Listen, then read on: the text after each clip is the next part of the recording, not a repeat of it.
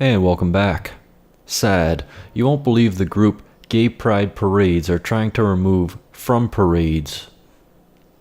Now, I don't hate gay people, but it goes against natural law, you can't reproduce, and it goes against God's will to give people who are homosexuals power is the direct result of what we're seeing now. And now the gay lobby within the United States is so powerful that can actually attack and deter straight people from achieving their own destiny. And that is why it's so dangerous to give people who go against God's will power. In any case, gay pride parade organizers are trying to remove gay pro-Trump attendees from their parades. This after Trump has defended them and said he would protect the gay community from radical Islamic terror, and this is what he gets for going out on a limb and being the most pro-gay Republican in the history of the country. Only weeks ago in Orlando, Florida, 49 wonderful Americans were savagely murdered by an Islamic terrorist. This time, the terrorist targeted LGBTQ community. No good, and we're going to stop it.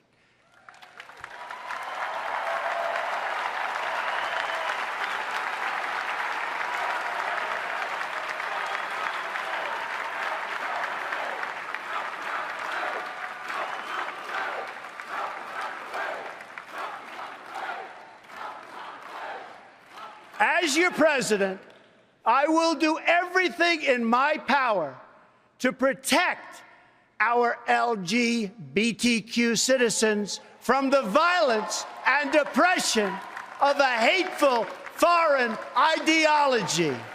Believe me.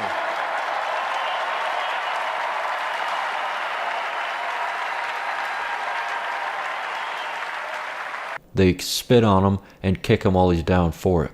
That's why there's no point in giving these people an inch. I'm not saying gay people, I'm saying giving the left an inch. Not a very good idea.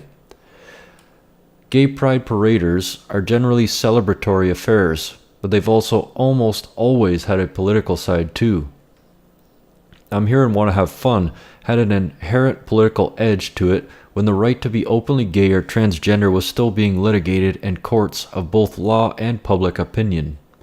The right to be gay is all but settled as a legal matter these days, and transgender acceptance has been dramatically increasing.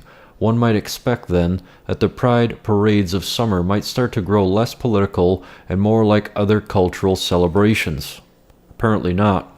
LGBT leaders' opposition to President Donald Trump has made the parades more political. In at least one case, parade organizers have rejected a float. Even though Brian Talbert is gay, the organizers of Charlotte, North Carolina's Pride event have told him he can't participate with a float touting his support for Trump.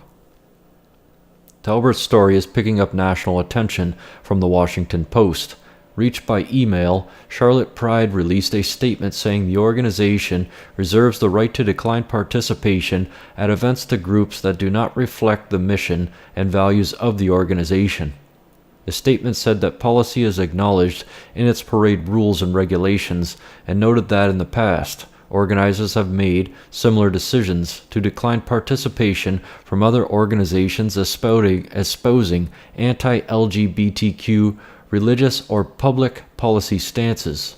Charlotte Pride envisions a world in which LGBTQ people are affirmed, respected, included in full social and civic life of their local communities, free from fear of any discrimination, rejection, and prejudice, the statement added.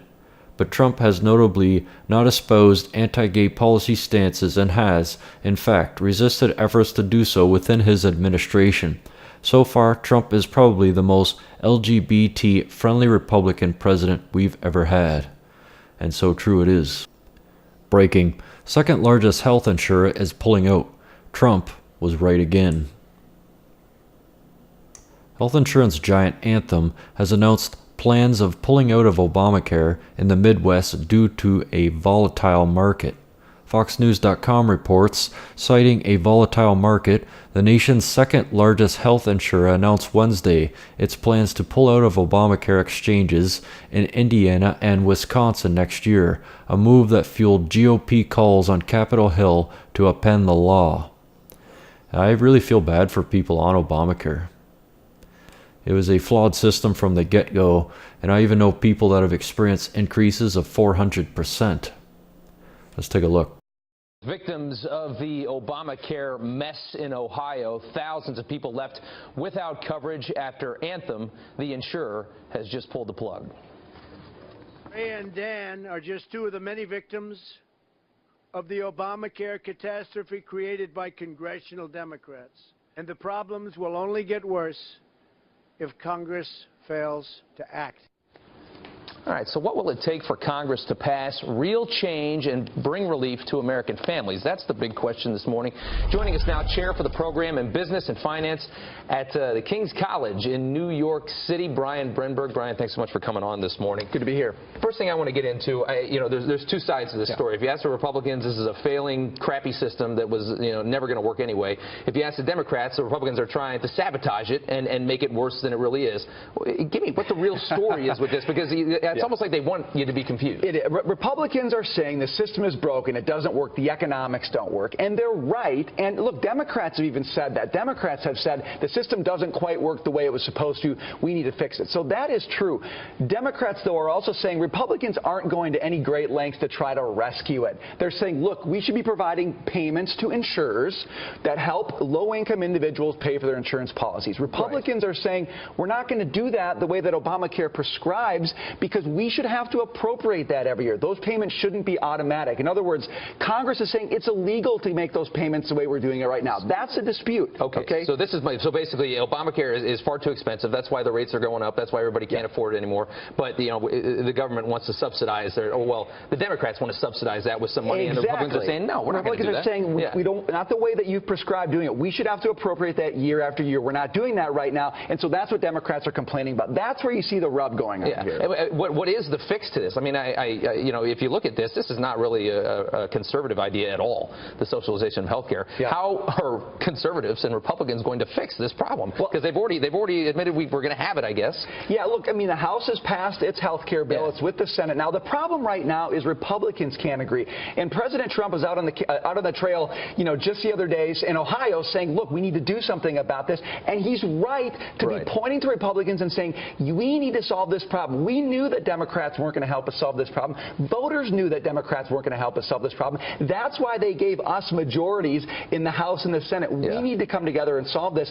Right now, Republicans are having trouble doing it, and that's why you're seeing, actually, Lee Carter was just on a minute ago saying that Obamacare is actually looking more and more popular in the polls. Part of that is because voters don't believe the Republicans actually have a plan they can put in place. And it doesn't look like they have a plan to put in place. But I honestly feel like if you're a traditional fiscal conservative, I mean, this war was lost the moment that they allowed this health care system to even begin. Even whatever you call it, Obamacare or whatever you want to call the new one, Trump care, it's not a conservative thing. Well, no, look, there's a lot of heavy lifting that has to go on, because the health care system is inextricably bound up with government right now. And what the Republicans are trying to do is move it in the other direction. Now, they just can't agree on how to do that and what pace to do that at. But if they don't get it done, voters are going to pin the failures of Obamacare on them. And if Democrats come back in power, it's not going to move to a free market system. It's going to move more in the direction of government control, single payer, public option insurance. So there is no status quo here. What's important is there is no status quo. Obamacare can't stay the way it is. Democrats know that. Republicans know that. The question is,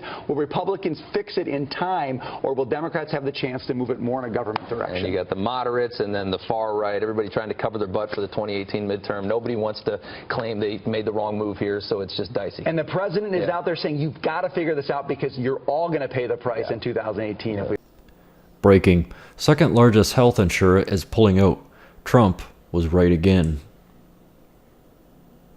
Health insurance giant Anthem has announced plans of pulling out of Obamacare in the Midwest due to a volatile market. FoxNews.com reports, citing a volatile market, the nation's second largest health insurer announced Wednesday its plans to pull out of Obamacare exchanges in Indiana and Wisconsin next year, a move that fueled GOP calls on Capitol Hill to upend the law. I really feel bad for people on Obamacare.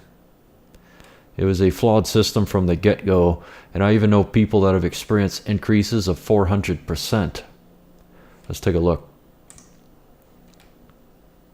The GAO6 ad is one of the reasons why Ossoff lost. The unhinged left is endorsing and applauding shooting Republicans. I'd like to see them try and deny it, but how stupid are they? They keep pushing the same BS, yet they don't even realize what they're doing. Like, how dumb can the left really be? Let's take a look at this. Now the unhinged left is endorsing and applauding shooting Republicans. When will it stop? It won't if John Ossoff wins on Tuesday, because the same unhinged leftists cheering last week's shooting are all backing John Ossoff. And if he wins, they win. Stop them. Stop them now. Stop John Ossoff. Stop Nancy Pelosi. Vote Karen Handel for Congress. Vote Principled Leadership Project PAC paid for this ad and is solely responsible for its content.